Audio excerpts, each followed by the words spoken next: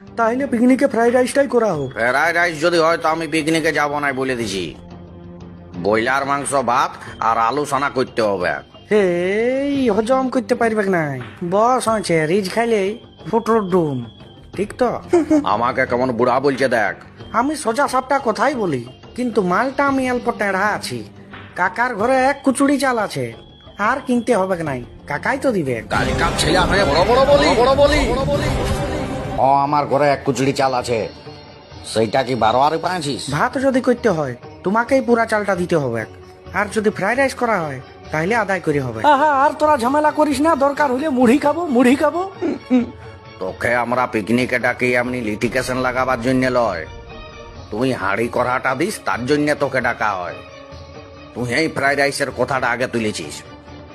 ভাত আর আলু সানা হবে কেই, ওইটার ঝামেলা কম আছে। তোরা কি জানিস, তোরা তো পালাইন দিবি আমাকে রাইনতে দিয়ে। আমার কাছে কেউ থাকে নাই, সব চলে যায় লাল জল খাইতে। ওই দায়িত্বটা আমার আছে।